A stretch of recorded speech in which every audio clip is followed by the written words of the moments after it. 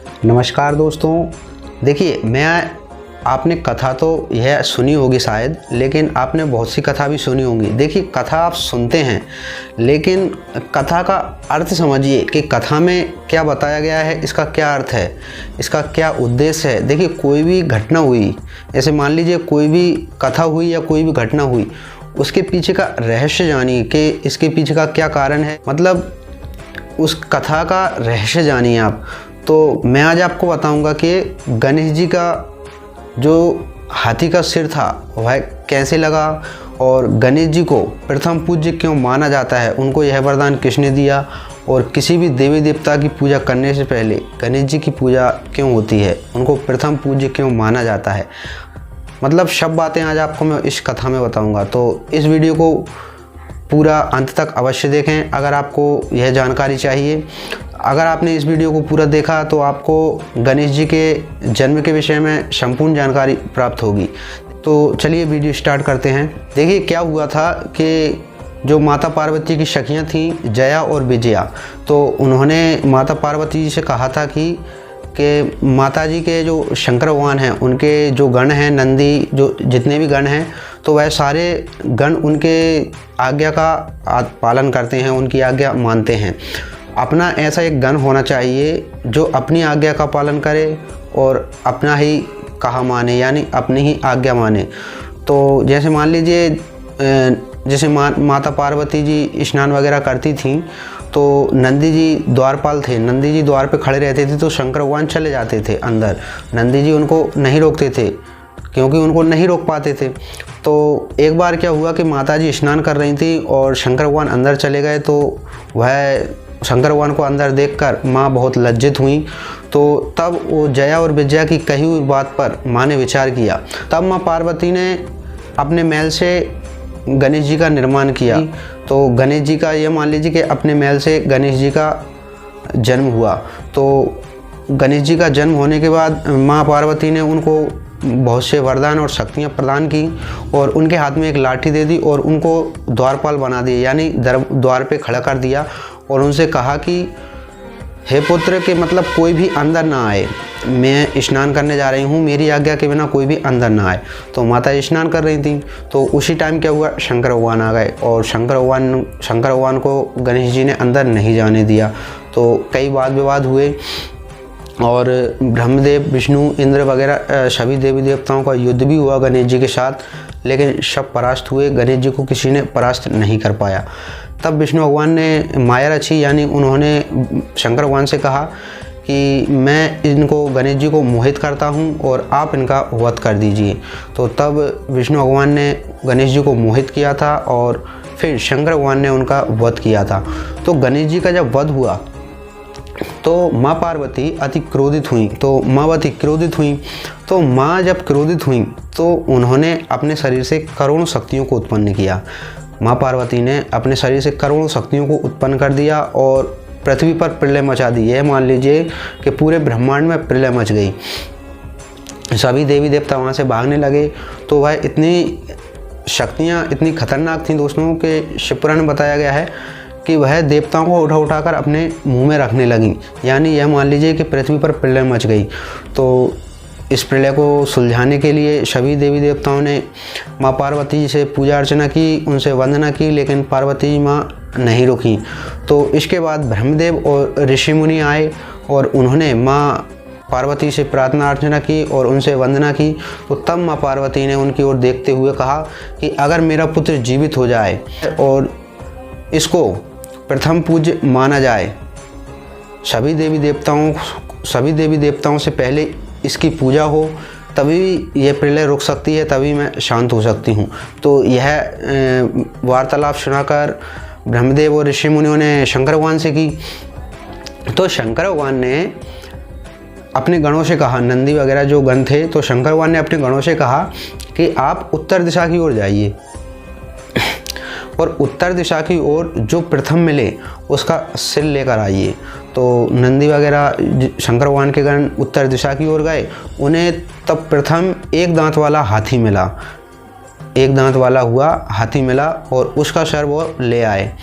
तो जब वो सर ले आए तो देखिए ऐसा कहा जाता है, ये शिवपुराण में नहीं लिखा, ऐसा कहा जाता है कि वो हथनी थी ना, जो एक दांत वाले हाथी की माता थी, मतलब हथनी, तो वह अपने पुत्र के तरफ पीट कर सो रही थी। तो तब से ऐसा माना जाता है कि माताएं, जो माता होती हैं, अपने बच्चों की तरफ पीट कर नहीं सोती। अधिकतर माताएं अपने बच्चों की तरफ मुख कर ही सोती हैं। तो तभी से ऐसा माना जाता है, जो बुजुर्ग लोग बोलते हैं, ऐसा शिवपुराण में नहीं लिखा, मैं तो आपको ऐसी जानकारी के लिए बता रहा हूँ। तो क्या हुआ, वह शेर ले आए और वह शेर गणेश जी के धड़ से जोड़ा और उनको जीवित कर दिया गया, उनमें प्राण प्रतिष्ठा कर दी गई, प्राण डाल दिए गए शंकर भगवान ने, तो उनको जीवित कर दिया। तो गणेश जी को जीवित देखने के बाद माँ प्रसन्न हुई और उन्होंने वह प्रलय रोक दी थी। तो इस तरह गणेश जी का जन्म हुआ। तो वहाँ तब सभी देवी देवताओं ने गणेश जी की पूजा अर्चना की, उनकी वंदना की, और तब शंकर भगवान ने उनको प्रथम गण बनाया, मतलब जितने भी गण थे उनका अध्यक्ष बनाया। और वहाँ पर सभी देवी देवताओं ने गणेश भगवान को बहुत से वरदान दिए। वहाँ पर शंकर भगवान ने वरदान दिए गणेश जी को। तो शंकर भगवान कहते हैं, किसी भी देवी देवता, मान लीजिए वैसे प्रमुख देवी देवता, अगर इनकी भी कोई पूजा करता है और गणेश जी की पूजा नहीं करता, मतलब हमारी पूजा करने के बाद आप शंकर भगवान की पूजा कर रहे हो, तो शिवपुराण में बताया गया है, वहाँ गणेश जी से शंकर भगवान ने खुद कहा है कि मेरी भी पूजा करने के बाद, यानी जितने भी देवी देवता हैं उनकी पूजा करने के बाद अगर गणपति जी की पूजा नहीं की गई, और यह मान लीजिए यानी मेरी पूजा करने के बाद, किसी भी देवी देवता की पूजा करने के बाद अगर गणेश जी की पूजा नहीं की गई और गणेश जी की पूजा न करने के बाद हमारी पूजा की गई, तो उस पूजा का कोई भी फल प्राप्त नहीं होगा। यानी शंकर भगवान कहते हैं कि आप, मतलब कोई भी किसी भी देवी देवता की आप पूजा कर रहे हो तो प्रथम पूजा गणेश जी की मानी गई है, मतलब प्रथम पूजा गणेश जी की होनी चाहिए। अगर आप शंकर भगवान पे जल चढ़ाने जा रहे हो, शंकर भगवान की पूजा अर्चना करने जा रहे हो, तो प्रथम पूजा आप गणेश जी की कीजिए। तो यह शंकर भगवान ने खुद बताया है, शिवपुराण ने बताया है कि अगर आप गणेश जी की पूजा करने के बाद किसी भी देवी देवता की पूजा करते हैं तो वह पूजा आपकी सफल पूजा होती है। अगर आप किसी भी देवी देवता की पूजा कर लेते हैं और आप गणेश जी की पूजा नहीं करते, तो उस पूजा का आपको कोई भी फल प्राप्त नहीं होगा। इसके बाद दोस्तों शंकर भगवान कहते हैं कि जो मनुष्य गणेश जी की पुष्प, फूल, चंदन, नौभेद, सिंदूर, तांबूल, दान और परिक्रमा और आरती, इस तरह अगर गणेश जी की पूजा करता है तो उसे सिद्धि प्राप्त होती है। यानी गणेश जी इस सिद्धिदायक माने गए हैं। तो अगर इस तरह से कोई भी मनुष्य गणेश जी की पूजा अर्चना करता है, उनकी पूजा करता है, तो उसे सिद्धि प्राप्त होती है। और शंकर भगवान कहते हैं कि विघ्नों, जिस मनुष्य को विघ्न हो, यानी उसको दुख तकलीफ हो, तो विघ्नों में सबसे प्रथम नाम गणेश जी का लिया जाएगा। मतलब आपको कोई भी दुख तकलीफ हो तो प्रथम नाम गणेश जी का लिया जाता है, यानी गणेश जी का लेना चाहिए। तो यह शंकर भगवान ने वरदान दिए थे गणेश जी को कि जो इस मनुष्य की, अगर जो मनुष्य इस तरह से आपकी पूजा करता है तो उसको सिद्धियां प्राप्त होंगी, और जिस मनुष्य को दुख तकलीफ अगर संकट हो तो वह प्रथम आपकी पूजा करे, आपकी अर्चना करे, इसके बाद हमारी पूजा करे।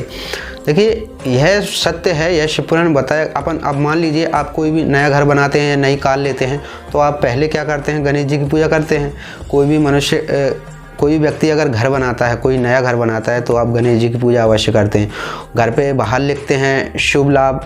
आप शुभ लाभ का अर्थ जानते हैं? शुभ लाभ कौन है? शुभ लाभ, देखिए यह गणेश जी के पुत्र हैं, शुभ और लाभ। तो मान लीजिए गणेश जी प्रथम आते हैं, तो आप मकान पे भी बाहर लिखते हैं शुभ लाभ, गणेश जी की तस्वीर लगाते हैं। तो यह मान लीजिए कुल मिला के प्रथम पूजा गणेश जी की करते हैं। तो आपको प्रथम पूजा गणेश जी की ही करना चाहिए। यह मान लीजिए अगर आपने गणेश जी की पूजा कर ली और इसके बाद किसी भी देवी देवता की पूजा की, कोई भी कार्य किया, तो वह कार्य आपका सफल होगा। और यह मान लीजिए आपने कोई भी कार्य किया या कोई भी पूजा की, किसी भी देवी देवता की पूजा की, यह मान लीजिए अगर आपने शंकर भगवान को भी जल चढ़ाया है, आप मंदिर पर गए हैं और आपने शंकर भगवान को जल चढ़ाया है, जल चढ़ाने के बाद अगर आपने गणेश जी की पूजा नहीं की, और या मान लीजिए आपने पहले गणेश जी की पूजा नहीं की, आपने केवल शंकर भगवान को जल चढ़ाया है, तो इसका आपको कोई भी फल प्राप्त नहीं होगा। यह शिवपुराण में लिखा है या बताया गया है। यानी यह मान लीजिए आप आगे करें, प्रथम पूजा गणेश जी की होनी चाहिए। ऐसा बताया है कि प्रथम पूजा गणेश जी करें, इसके बाद शंकर भगवान की पूजा करें, किसी भी देवी देवता की पूजा करें तो आपको उस पूजा का फल प्राप्त होगा। तो देखिए, यह थी एक छोटी सी जानकारी। अगर आपको यह वीडियो अच्छी लगी हो तो मेरे चैनल वेद ज्ञान सागर को सब्सक्राइब अवश्य करें। तो मिलते हैं अगली वीडियो में, तब तक के लिए जय शंभू।